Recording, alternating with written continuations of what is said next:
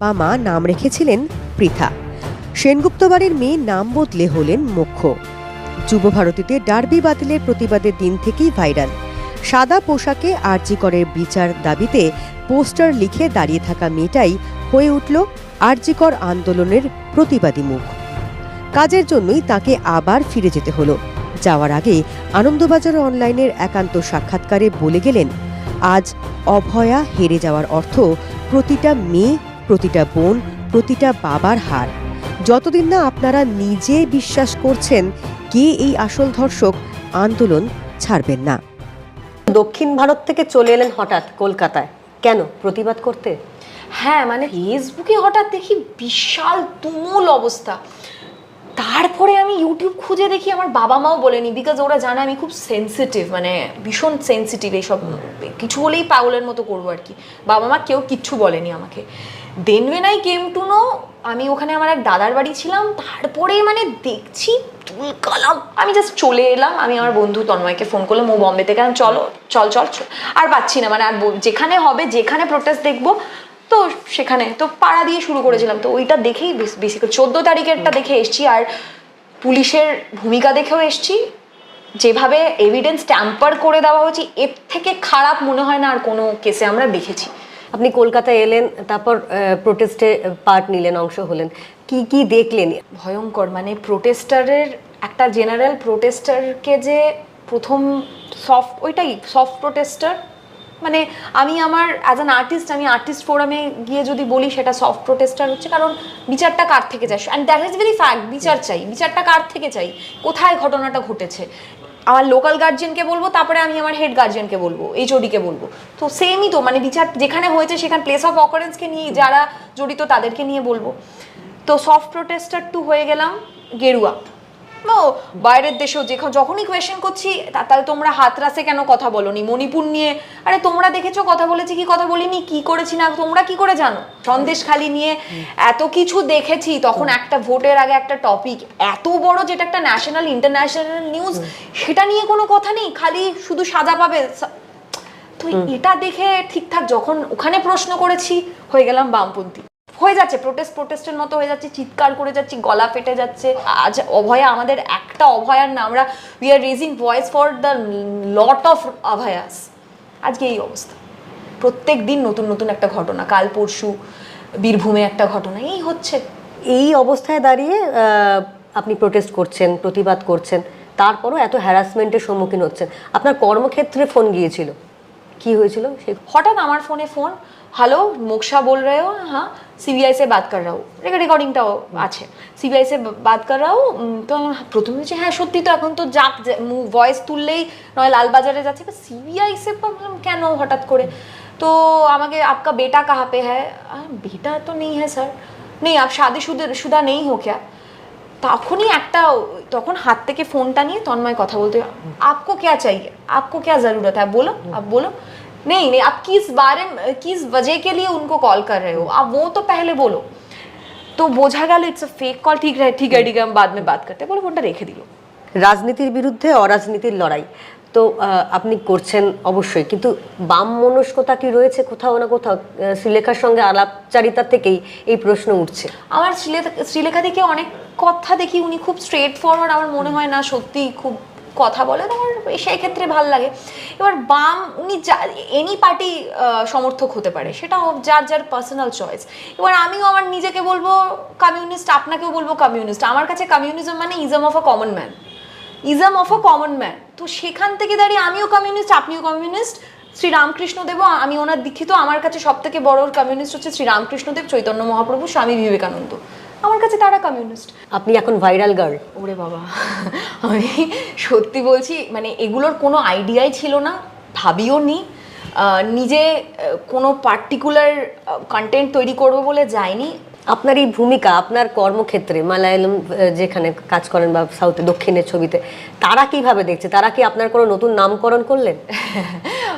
তেলেগুরা অনেকে আমাকে বলেছে যেহেতু পবন কল্যাণ স্যার ভীষণভাবে মানে he is very famous, Andhra থেকে জিতেছে, তো অনেকে ওখানে আমার ফ্যান্সরা নাম দিয়েছে লেডি পাওয়ার স্টার। সো মানে এরকম মানে এইরকম ভাবে অনেকে বলছে আর কি। হ্যাঁ, এখন রিসেন্ট টাইমসে আপনি দেখছেন, নিশ্চয়ই দেখতে পাচ্ছেন যে অনেক কিছু ভাইরাল হচ্ছে, বেশ কিছু তৃণমূল নেতা বা বিধায়কের কথা মন্তব্য সেটাও কিন্তু ভাইরাল হচ্ছে, সেগুলো নিশ্চয়ই শুনেছেন।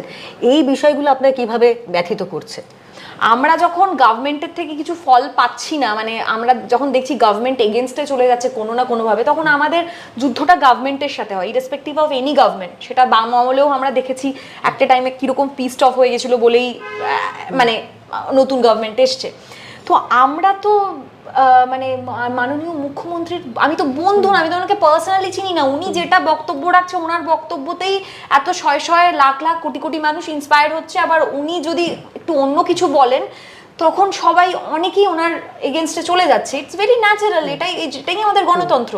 আজকে নিউজে শুনলাম মানে শাসক দলের নেতাকে এরকম বলতে যে মাননীয় মুখ্যমন্ত্রীর ব্যাপারে যদি কেউ কথা বলে বাড়ির বাইরে মা বোনের ছবি নিয়ে, মানে আমার বলতেও আমি না পারছি না, মানে কি কোন ভাষায় ঠিক প্রপারলি বলবো, মানে বিকৃত করে সেগুলো বাড়ির দেওয়ালে টাঙিয়ে দেবে। আপনি কিন্তু আপনার দলকেই মানে আপনি আপনার মাননীয় মুখ্যমন্ত্রীকে কিন্তু ছোট করলেন, কারণ উনি একজন মহিলা। তো আপনি ওনার হয়ে বললেন, আপনি ওনার এগেনস্টে বললেন, আপনি বিরোধীদের ওনার এগেনস্টে আরো করে দিলেন, সাধারণ মানুষকে করে দিলেন। যেখানে জুনিয়র ডক্টরসরা, আমরা কাদের হয়ে ভয়েস করছি, আমরা ডক্টরসদের হয়ে ভয়েস করছি, যেখানে আমার সরকারি জায়গায় আমার ওয়ার্ক প্লেসে আমি সেফ না, তাহলে আমি কাকে ধরবো? তো আমি মানে খুব লজ্জা করলো এটা দেখে, যেখানে সারা দেশ তোলপাড় হয়ে গেছে, কি করে শাসক দল থেকে এই কথাটা বলতে পারে। আর সেকেন্ডলি আরেকজনকে দেখলাম, একজন খুব নামকরা অভিনেতা, তার সাথে আমি কাজও করেছি, মানে সেটা আমার অবশ্য আমার কাজের। তো আমি অবাক হয়ে গেলাম যে উনি আজকে বেতন নিয়ে কথা বললেন, লজ্জায়। তাহলে এত যুদ্ধ কিসের? আমরা তো শাসক দল থেকেও দেখেছি র্যালি করতে, সিবিআই অফিসের সামনে র্যালি করতে দেখেছি। তাহলে এগুলো কি হিপোক্রেসি না? আর নিজেকে ঠিক রাখতে পারছি না, ভীষণ হাইপার হয়ে গেছি, মাঝে মাঝে মনে একটা অশিক্ষিতর মতো চিৎকার করছি, কিন্তু এটাই তো পথ, চিৎকার না করলে তো আর হচ্ছে না কিছু। এগুলো কি মনে হচ্ছে মুখ্যমন্ত্রী কিছুদিন আগে একটা মঞ্চে বলেছেন ফোঁস করতে, আমরা কামড়াতে না পারি ফোঁস তো করতে পারি, তারই কি প্রতিফলন এই একের পর এক এই সমস্ত? এক্স্যাক্টলি, আপনি এই লাস্টের 3 দিনেই তো কতগুলো রেপ কেসেস দেখলাম হচ্ছে, কিন্তু থামেনি।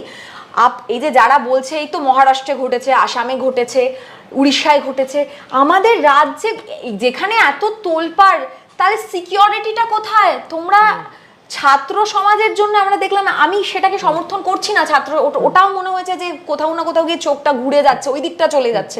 এই রাজনীতি তো হচ্ছে। বিরোধীরা মানে যারা শাসক দল তারা বলছে বাইরে তো হয় এত কিছু, আপনি তো দক্ষিণে এত বছর কাজ করছেন, কিছু ওখানে কি পরিস্থিতি দেখেন? এরকম পরিস্থিতি কি ওখানে ফেস করেন? রেপ কেসেস তো হয়েছে, আপনি পার্সেন্টেজ বা স্ট্যাটিস্টিক্সটা দেখুন। সাউথে অনেকে কেন পড়াশোনা করতে যায়, কেন আজকে সাউথ এত এগিয়ে? কারণ সেখানে ওই যে আমার মনে সিনেমাতে দেখায় না যে এবার হিরো তো আসছে একা, ওইটা ওদের মানে আমার মনে হচ্ছে ওদের সাইকোলজিতে এটা প্রচন্ডভাবে ঢুকে গেছে। ওই জন্য আমার এরকম রাস্তায় নাচ দেখে আমাকে লোকজন ফোন, কি করছো তুমি, মানে ইংলিশে what are you doing, me work, চালা বাগুচ্ছিন্দি, মানে প্রচন্ড ভালো। গর্ভাঙ্গা উন্দি মানে গর্ভ হচ্ছে দেখে, এই চুষিন তরবান্তা মাকু চালা গর্ভাঙ্গা উন্দি, মানে প্রচন্ড মানে গর্বিত আমরা যেটা দেখছি। আমি তাদেরকে এই কথাটাই বলেছি, আমি করছি না, এটা আমাদের পূর্বপুরুষরা করে দিয়েছে অলরেডি। আমি ব্যারাকপুরের মেয়ে, সিপাই বিদ্রোহ ব্যারাকপুর থেকেই হয়েছে প্রথম, আমি সেই ভূমির মেয়ে, তা আমি কিছু করছি না, আমার ভূমি এটা করে এসছে। তো এই প্রতিবাদী সত্তাটা কি ছোট থেকেই আপনার মধ্যে ইনবিল্ট ছিল নাকি বড় হতে হতে গ্রো করেছে? আমি গ্রুপিজমের খুব শিকার হয়েছি সব জায়গাতে, ওই জন্য আমি খুব ছোট, আমি না সবার সাথে মিশে, আমি সবার সাথে ভালো, কিন্তু আমি গ্রুপিজমটা করতে পারি না বলে আমার হয়তো অনেক জায়গায় স্থান হয়নি। আমার কর্মক্ষেত্রেও আমি এখানে বেঙ্গলে স্পেশালি দেখেছি, ওই জন্য আমি এখন ট্রাভেলার হয়ে কাজ করছি। তো আমি ওই জন্য এরকম একলা চলোয় বিশ্বাস করি, যে আমার এই প্রিন্সিপালে বিশ্বাস করে আমার বন্ধু তারা সবাই, everyone is equally accepted by me. এই যে এত কিছু হলো তার মাঝে কি থ্রেট একটা মানে অনুভব করছেন, একটা থ্রেট, লাইফ থ্রেট, বা বাড়িতে পরিবারের কি মানে অবস্থা এই মুহূর্তে? তারাও কি ভয় পাচ্ছে যে তাদের মেয়ে এরকম ফেস হয়ে গিয়েছে, তারাও কি একটু কিছুটা হলো আতঙ্কিত? থেকেও একটু দুঃখিত, কারণ আমার বাবা পার্থপ্রতিম সেনগুপ্তকে সবসময় ন্যায়ের পথে থাকতে শুনতাম। এখন সে বাবা হয়ে কথা বলছে, এটা সত্যি। আমি বাবাকে বলতে চাই, বাবা তুমি সরি, তুমি ক্ষমা করে দিও। আমার মনে হচ্ছে তুমি আমার বাবা হয়ে কথা বলছো, কারণ বাবা দেখেছে, বাবা একটা টাইমে খুব অ্যাক্টিভিস্ট ছিলেন। আমি নাম করে দলের বলছি না, একদম অ্যাক্টিভিস্ট ছিলেন, সোসাইটির জন্য প্রচুর কাজ করেছেন। বাবাকে দেখেছি সেটা হতে, সত্যের পথে থাকতে। যখন সে দেখেছিল যে না এখানেও দলই হচ্ছে, আমি কালপ্রিটসদেরকে আমার দলের বলে তাকে বাঁচাচ্ছি, বাবা রাজনীতিটা ছেড়ে দিয়েছিল। তো আমি সেই বাবার মেয়ে, তো আমার মনে হয়েছে যে এখন বাবা হয়তো বাবা হয়ে কথা বলছে, পার্থপ্রতিম সেনগুপ্ত হয়ে কথা বলছে না। ভয় পাচ্ছে যদি আবার আমি রাজনীতিতে চলে যাই। মা বেশ, না ঠিক আছে তুই বল, কিন্তু এটাও মাথায় রাখতে হবে যে তুই তো ওইদিকেও কমিটেড, তোর কর্মক্ষেত্রে কমিটেড, তো সেই হিসেবে দে আর কনসার্ন। বাট আর ভয় পাচ্ছে না, আর যা হওয়ার হয়ে গেছে, মানে এরকম একটা ব্যাপার। আপনি এবার চলে যাচ্ছেন, যারা এখানে রয়েছে, যারা প্রতিবাদটা চালিয়ে যাবে, তাদের জন্য আপনি কি মেসেজ ছেড়ে যেতে চাইছেন? প্রোটেস্টারদের জন্য এটাই বলবো, যতদিন না আপনারা কনভিন্সড হচ্ছেন কে এই আসল rapist, definitely the government is liable to answer. তারা দিতে না পারলে আমাদের বিক্ষোভ চলবে। দুটো গভর্নমেন্টকেই বলছি আমি, সে গভর্নমেন্ট চেঞ্জ হয়ে যাক কি প্রেসিডেন্সিয়াল রুলও আসুক, তখন আমাদের কোয়েশ্চেন করবো আমরা প্রেসিডেন্টকে। তো প্লিজ এই বিক্ষোভটা ছাড়বেন না, তাহলে আপনাদের প্রত্যেকের এই যে লড়াইটাই বৃথা হয়ে যাবে। আজকে অভয়া হেরে যাওয়া মানে প্রতিটা মেয়ে, প্রতিটা বোন, প্রতিটা বাবাদেরও হার।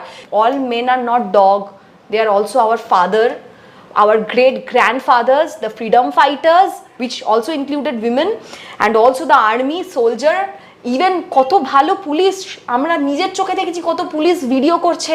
তারা কি করবে? তারা গভর্নমেন্ট এমপ্লয়ি।